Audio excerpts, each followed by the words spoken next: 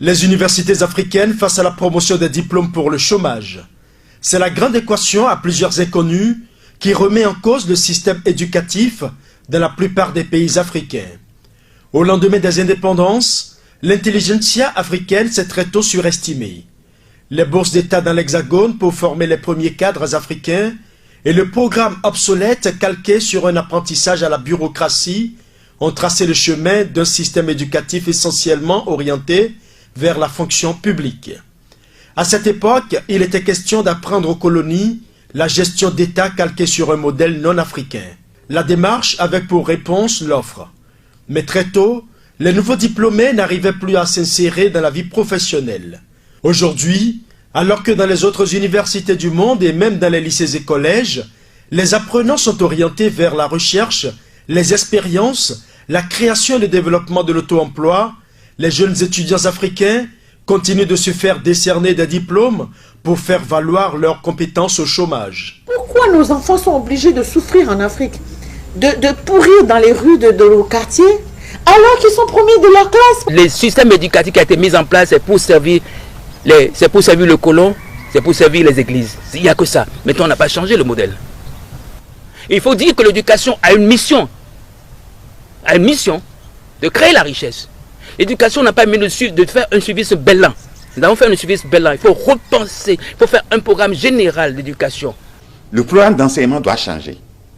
Le programme, ce qu'on nous enseigne, regardez combien de chômeurs sortent. Nos universités, nos écoles sont des usines à former que des chômeurs et des perroquets. Des gens qui savent réciter les choses, surtout dans la partie francophone. L'une des grandes récriminations contre la formation dans les universités africaines est son déphasage non seulement avec les réalités socio-culturelles, mais aussi avec les besoins de l'emploi. Dans les facultés des universités publiques, les amphithéâtres sont pleins à craquer et pourtant chaque année, de nouveaux bacheliers sont déversés dans ces mêmes facultés. Dans les pays où le SMIC est à moins de 50 000 francs CFA, la scolarité dans les universités privées est au-delà de 400 000 francs CFA et les parents tentent désespérément de trouver une place à leur progéniture malgré l'effectif déjà pléthorique. Et même si les universités privées viennent en aide, le constat reste le même à la fin de la formation, l'emploi n'existe pas. Il va se retrouver à faire des branches, à se recycler, à se re-recycler, parce qu'il n'y a que ça qui lui reste. À 22 ans, il aurait fini, il va faire des spécialités qui ne lui serviront à rien, parce qu'il n'aura même pas de boulot derrière. Regardez à l'université, vous avez combien de géographes? À l'UNB, il y a plus de 50 000 géographes, ou plus. Pour servir à quoi?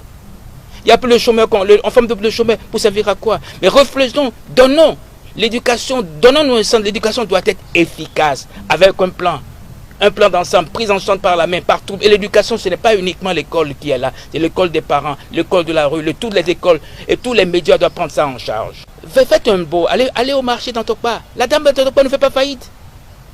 Les mathématiques, elle le connaît bien, elle n'a pas besoin.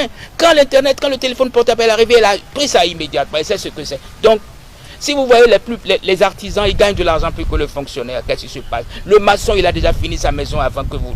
Tous les gens, ils ont fait. Les grandes maisons à Cotonou, c'est eux qui l'ont construit. La question fondamentale, est-ce que l'éducation est efficace et efficiente? Question fondamentale. Vous voyez, il faut reformater le disque dur, reformer les programmes pour savoir tel environnement, vous voyez ce qu'il nous faut. Et je préfère même du temps de la Révolution 1 que je critique, mais il y a des partis qui ont dit, mais l'école nouvelle doit être une unité de production. Tant d'années perdues à cause de ce système sans finalité active, les jeunes, victimes de ce système, continuent malheureusement d'être des dommages collatéraux.